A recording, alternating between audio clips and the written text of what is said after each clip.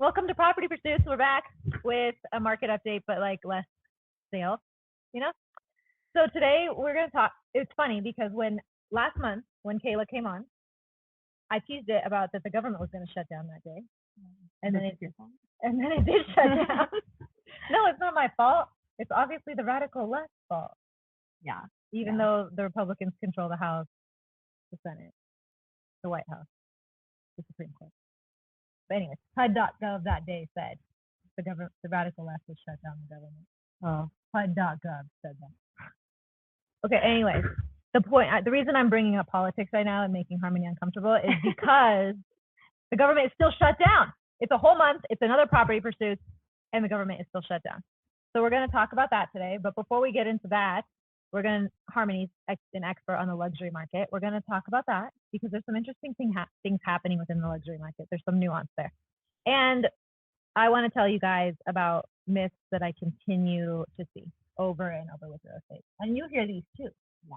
So that's our plan for today. That's what we're going to get into. And at the end, we'll tell you some action steps that you should take if you're currently in the real estate market or if you're a realtor watching this thing to talk about with your clients.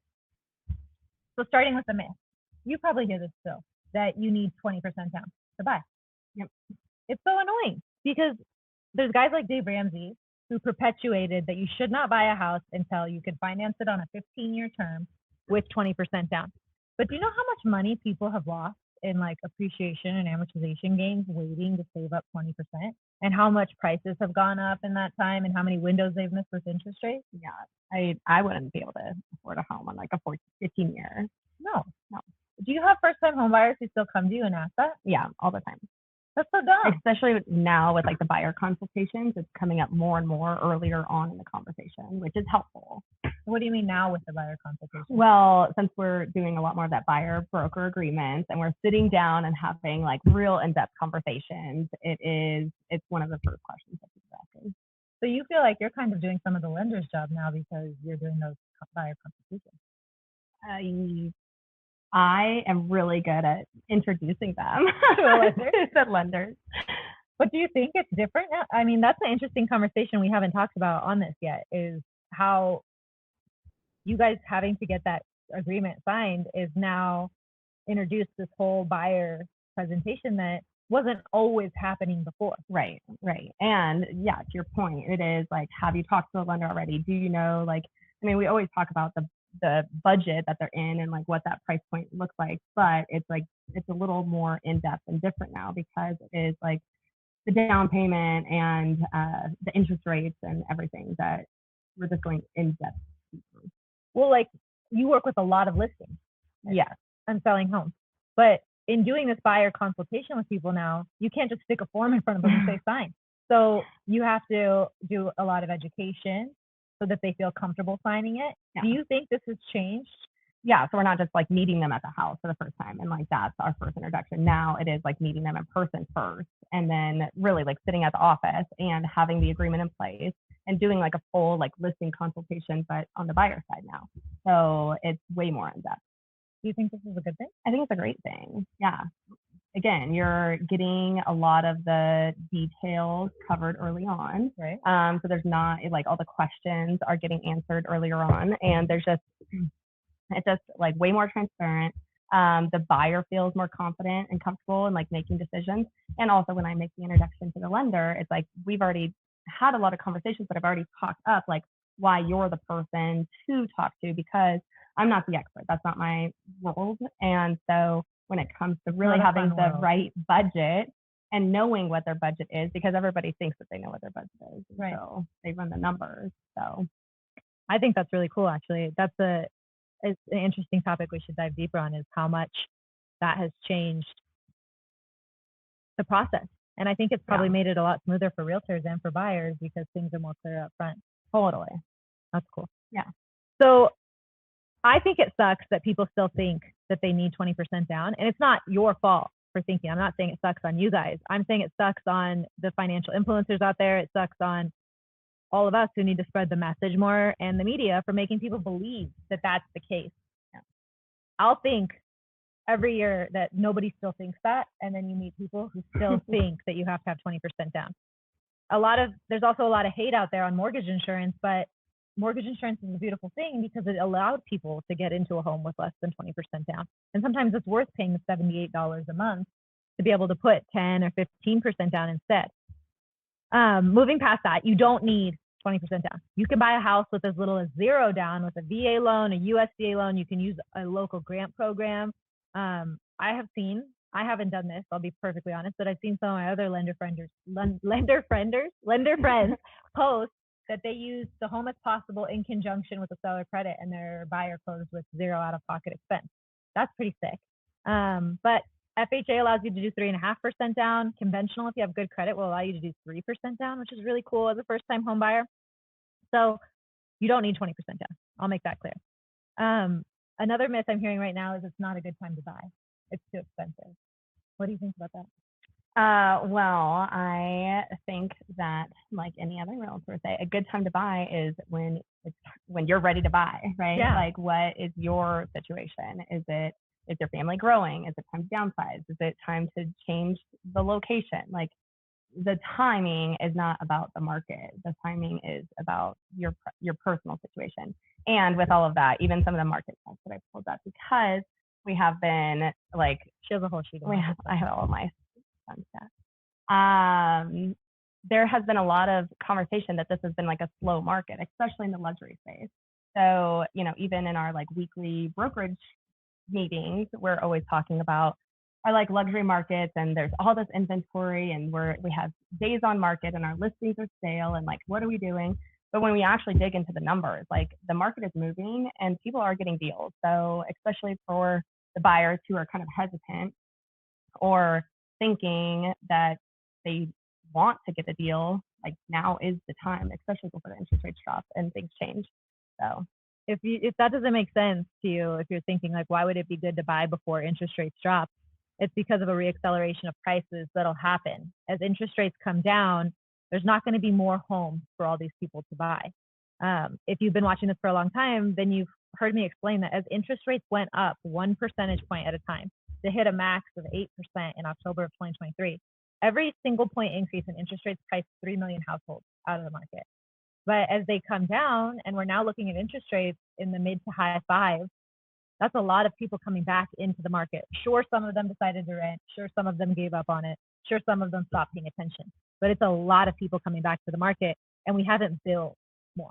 Yeah. We built less as interest rates went up. So that's why she's saying that as interest rate, you want to buy before interest rates come down, because you'll still be able to refinance and take advantage of the lower interest rate, but you will have locked down the house with hopefully better terms. So anyone saying that now is not a time to buy is literally daft, because I'm even hearing real estate attorneys telling their clients now that you need to take advantage of this window. And when it's gotten to the attorneys telling you to buy, then it's real. It's serious. Yeah. Dave Ramsey is telling you to buy. So look alive.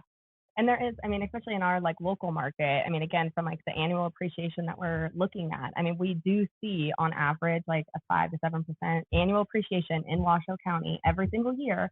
And even in the luxury markets, it's more than that. Like, we're seeing 6 to 7% annual appreciation year over year. So if you think that you're going to get into like, again, luxury, we have a very small luxury community here, inventory, I should say, here in Reno, but those are appreciating faster. I didn't know that. Yeah, 6 to 7%. So most of Reno is appreciating at like 4% year over year right now, right? Yeah.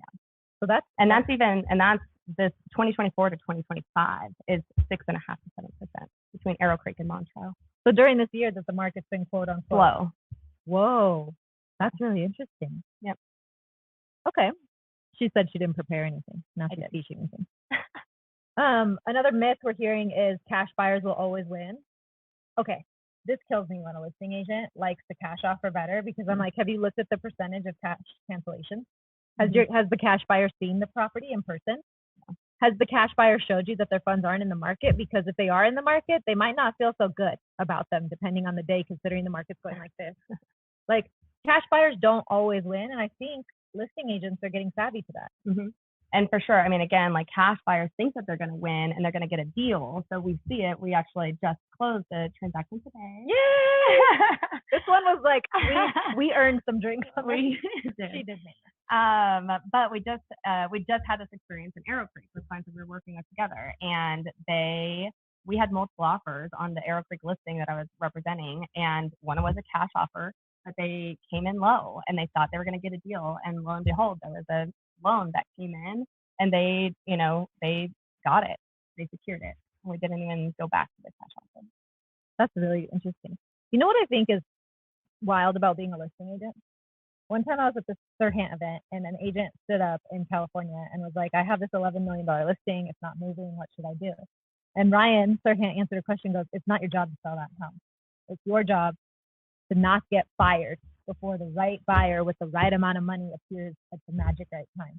Because you guys do so much to market a property and move it. But ultimately, if you've done, maybe this is the wrong thing to say to you, so if it offends you, I'm sorry. But if you've done good marketing and you've priced it appropriately and you've coached your clients on letting it be shown and its showability, there's not much else you can really do as a listing agent. It comes down to communication. We actually talk about this a lot. Is it really, and I'm sure on your end too, like it comes down to communication. Like we are seeing like long days on market right now, which means that our like content has to be spread out. Our marketing efforts are more expensive and we have to get a lot more creative. But as long as you're communicating what you're doing with the sellers, then yeah, you keep the listing because they trust that you're doing the work. And it is just a matter of waiting for the right buyer, and then you see multiple offers. And it does happen. Because when you saw multiple offers on that Arrow Creek listing, we had been on market for a little bit. Yeah, for over 6 months. So I think that that's important for sellers to hear. I think that's important for agents to hear. And if you're a buyer listening, if you love a house and you're going to come in and try to lowball it because it has long days on market, keep in mind, and I've also personally experienced this, and I've experienced it with clients time and again. I don't know why the universe works like this, but as soon as I want the house, somebody else wants the house too. Yeah. And I'm like, and one time in Almanor, when we were shopping for our second home, I assumed the realtor was lying, and they were not. That other offer beat us, and I still am sad about it. So always be strategic. Always be honest with yourself on how much you want that house and how much you want to play hardball. We kind of jumped all around, but I forgot to introduce her. Those are really good points. I'm Harmony. I have good hair today. I'm Harmony, and I have good hair today. But more than good hair, she's an amazing agent for all markets, not just luxury. And you should follow her on Instagram. We'll put up her handle to follow. Okay, so now should we keep going with luxury stuff? So we have more to share on that, because the only thing I didn't cover that I wanted to talk about is a kind of circle conversation where we're never going to get to an answer. But last week we saw a ton of corporate layoffs. And if you pay attention to who's been able to afford to buy during this climate, a lot of it is white collar workers. And so I'm wondering how it's going to impact. The big question has always been, how will a job loss recession impact the housing market, right? And if I circle all the way back to my biggest financial mistake was being drunk in college when I should have been buying real estate property in 2008, 2009, 2010, right? Because if we could have bought all those short sales and foreclosures, we wouldn't be sitting here doing this.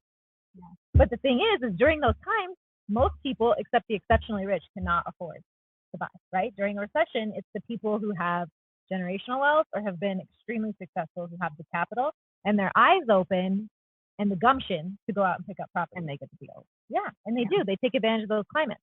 But right now, if we end up seeing a major job loss recession, which neither of us has a crystal ball on if that'll happen, but the news last week was a little bit concerning about corporate layoffs. And so will that impact, do you think, the luxury market? Yes, I do think a lot of the luxury buyers are very savvy. They're very smart. They're definitely the ones who are tracking the market. But they're the ones trying to time it too. So they're the timers. Because they don't have to buy. So they don't have to buy, and they are the ones who are trying to get the deal. But I will say, like what we saw again, what we've seen just in the last quarter is that those luxury buyers have jumped in. They've seen that we're at the bottom. Like they've seen we're here. We're expecting, like, again, the housing market is a little bit different, but we do anticipate the interest rates coming down, and the luxury buyers are kind of, I don't know. I think, but to your point, if the do see a lot of, maybe I'm thinking lower luxury, like the 1 to 3 million. The move up buyer. The move up buyer. So that 1 to 3 million, I think, will be affected. I think those ones will be affected, especially in our local market, because those are going to be the ones whose friends are being laid off and they're getting nervous and they're seeing the job market affect their sphere a little closer. I think it's that 3+ is going to be.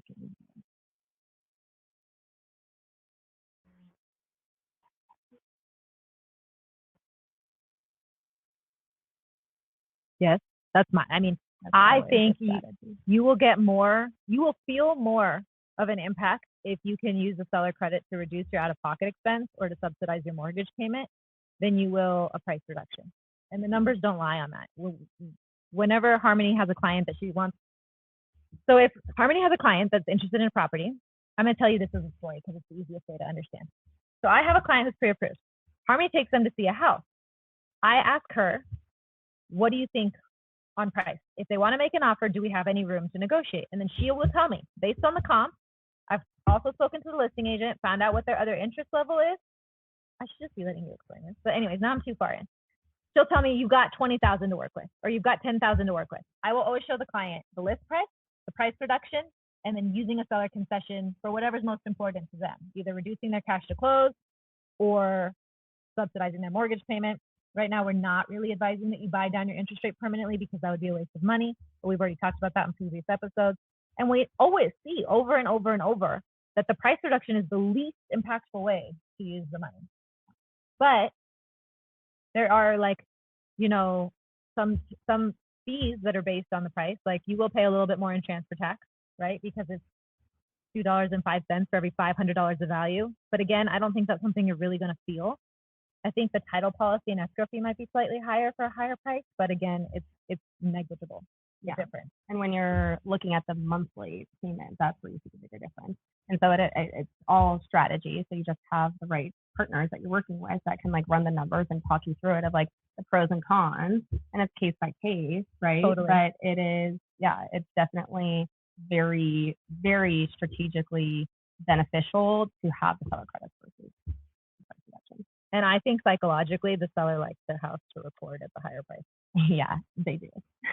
And actually, as a buyer, you kind of want that too, because then it kind of, and the neighbors like it.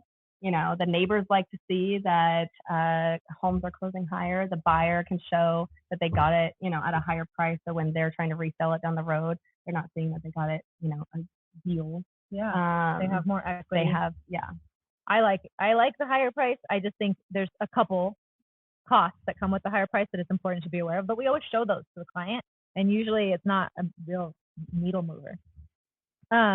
Did we skip anything we need to cover on luxury, or should we move on? We can move on. Okay, I'll keep throwing in my stats as this comes. So the other thing I was going to talk about was this whole wait mindset right now. I think you see it with sellers who have like price nostalgia, right? They like see what happened before, and they're like, maybe I should wait to list until the spring when I could sell for more. If you're being honest, are you telling them to wait? Depends on the day, depends on the seller, depends on the situation. Again, I think as a strategic partner, I want to know your story. Yeah. And then we come up with a strategic plan. I'm certainly not just going to every seller and being like, wait till the spring. We're seeing a lot of opportunities right now in the market with buyers who need homes now. Like we do see a lot of buyers in the market today that you can take advantage of for the fall, even though this is typically a slower season. It's not right now. I've been in this 12 years, and I was told every single year that I will get to relax during the holidays because it slows down. I'm waiting for the year where it slows down at the end, because it's never actually happened. Same. Isn't that weird? Yeah. They tell us it's a slow time, and it's never actually slow. I agree. And I do think, and this I feel like has been an even busier fall, very, very busy fall. I think I'll take the holidays off. That myth, is that another myth? Myth versus reality? I should have put that in there, that the holidays slow down. It's also like investors, but we've talked about that in the past, who need to close before the end of the year. Yeah. For the wait and see people out there who are buyers, I literally want to shake you. Like I have zero cover your ass mentality.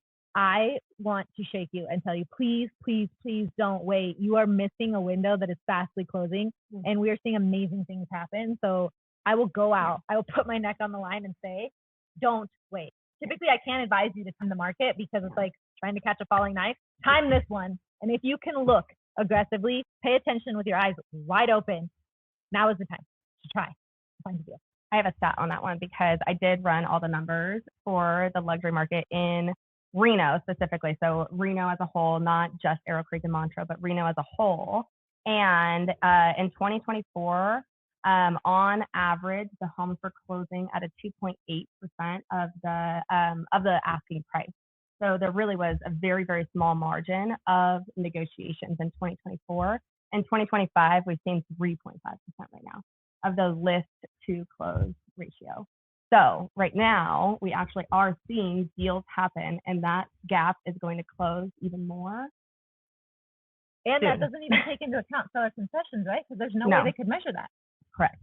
So we're probably seeing even more people get a deal than that indicates, right? Yeah. Yeah, this is just a listing price. So this is like what is the listing closed price versus their asking price. And right now they're closing within that 3.5% of their asking. I was hearing it total opposite of what you're saying. The opposite? So they're basically, okay, maybe I'm saying it wrong. So instead of getting 100% of their asking price, it's closing at 96.5% of the asking okay, price. that's what I thought. You said it right. The backwards numbers. So a lot of people, you're seeing a lot of properties close where there was some kind of negotiation that took place. Yes, there is a bigger negotiation happening right now. So like, again, so 2024, they were closing at 98% of the listing price. I was saying it wrong. No, I don't know. The 98% of the listing price is what they were closing. So they're only able to negotiate about 2%. Right now, they're negotiating somewhere between 3.5% on average. So you have more negotiating power right now as a buyer for the right seller. You've got to play matchmaker a little bit. Seller motivation goes into this a lot, but yeah. Listen to Harmony. That's a really important thing to know.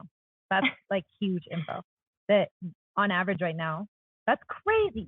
3.5% versus last year was under 3%. Yeah. 2.8. Yeah. I'm learning so much. It's been very helpful. Negotiating power. I hope this is as helpful for you guys as it's been for me so far. Okay, government shutdown, so that we don't ramble on all day. It's still shut down, and I just got another update this morning for lenders on. Okay, so for the most part, we're closing loans like normal, and it's been fine. Even government loans. The people that are like VA still closing, FHA still closing. Flood properties in a flood zone, you have to get private flood insurance to close right now, but you can still close. And the private flood insurance is more expensive than what you'd be able to get through FEMA. But you can, after closing, you can switch policies and go to a FEMA policy that's less expensive. Where we're seeing a lot of impact right now is government employees being able to qualify. Because if you're a federal employee, maybe you've been furloughed, maybe you've been working without pay, we need like a verification of employment. And so this morning we got an update that Fannie and Freddie are requiring that federal employees be able to show reserves because we don't know when they're going to go back to work and how backed up they will have been on their other bills. So we can close it for them, but to add like salt to their wound, they're going to have to now show us that they have reserves to make the mortgage payments, even though they haven't been getting paid. Do they have to have a reserve for a certain period of time? Like, does that have to show 2 months? That's not. So you can't get a gift to show reserves. You could, and they don't have to be liquid. Reserves could be your retirement account. So mostly still business as usual. I think what's going to continue to be an impact is like this morning we saw mortgage rates take a beating because the ADP jobs numbers came out a little stronger than expected. It's a jobs week right now. What we really should be waiting for is the jobs report on Friday that would be market moving, but we're not going to get one. So we're using the ADP private numbers to try to figure out what to do with the market. The Fed made a rate decision last week without any of the key indicators they needed to make a choice. They cut 25 basis points, but the reason we saw mortgage rates go up on the news is because they said they were doing so with a lot of uncertainty on what was actually happening. And mortgage bonds don't like uncertainty. So the market freaked out and we saw mortgage rates go up. This morning, they're also having a hard time because of this ADP number. The longer the government stays shut down, the more market uncertainty we see. It could go either way with interest rates. Sometimes that motivates investors to move their funds into mortgage bonds. that are typically more reliable of an investment. But other times they don't want to because they don't know how long some of this data that they don't have is going to impact the housing market and what that's going to mean for the quality of mortgage bonds. Basically, I have no idea, is what I'm telling you. Long story short, if you're buying a home, don't worry about your loan processing. You can take that away. We're closing loans all the time. But in terms of economic data, that's where I really don't know where this goes. And your crystal ball's not working right now. No, and I got really political on my blog last week. So if you want to know how I feel about the government still being shut down and whose fault it is, go watch that. But they need to reopen. Like they need to get their shit together and reopen. Basically, long story short, they need to do their job. Is this the longest shutdown in history now? I was just gonna ask that, but I didn't want to put you on the spot because I think the longest one was 28 days, and we're now at 35. And breaking records, the wrong record. During the last one? They're not. I do. Same president. Same president. Anyways, moving right on along. Key takeaways from this that I think. What do you think people should do with this information today? You should talk to your strategic partners, right? Have the conversations. See what that looks like for you. I agree with her, and I always try to tell you guys the right time to buy is when it's the right time for you, your family, and your finances. But I would say now is definitely a time to pay attention. I also think that the advice about timing the market is like somewhat cliched, right? Like you can't try to time it. We've made that clear. But you should pay attention, like with eyes wide open to what's happening in the market. You should tune in to podcasts like this and educate yourself. You should pay attention. You should ask your realtor and your lender about the headlines you're seeing and if they're accurate or if they're maybe just, fake news. Because it would be a shame for you to miss this opportunity because you were relying on misinformation. I'll just say that. That seems like the most PC way to articulate what is in my head. Futurist Female tickets are almost sold out. It was my goal to sell it out in 1 week. I don't think I will, but we have more table sponsors than we've ever had before. What was it? 13? 13 table sponsors. We still have, so I think we probably have to close table sponsors pretty soon. But we still have plenty of single tickets available. It's $97. All $97 goes to the Women Children's Center of the Sierra. My plan for the event, everyone knows I'm bringing Sade Zerai in, and I'm lucky she's doing a book tour in the US right now, so she can pop into Reno, and otherwise it would be near impossible for us to get her here. But I know her, I've seen her speak live, and it's going to be so impactful. If you haven't already started following her on Instagram, her reels alone will change your life when it comes to having confidence and understanding that confidence comes from self-trust, that it's not something that some people just have and some people don't. I'm going to give a presentation on financial confidence and how you can heal your relationship with money. And my goal is, for the beginning, I have to find these people still, but I would like to have like a panel of women who've been to a Futurist Female event and then took action on something after. Like either they connected with another investor and invested on something together, or they came to the wellness one and they got something figured out with their health. I have one already. I need like 2 or 3 more. So if you've been to one of these events and it had a positive impact on your life, please reach out to me, but know that I'm probably going to put you on stage. That's it. Follow us on Instagram. You don't have to wait for the next market update. We're both trying to share content that's valuable all the time.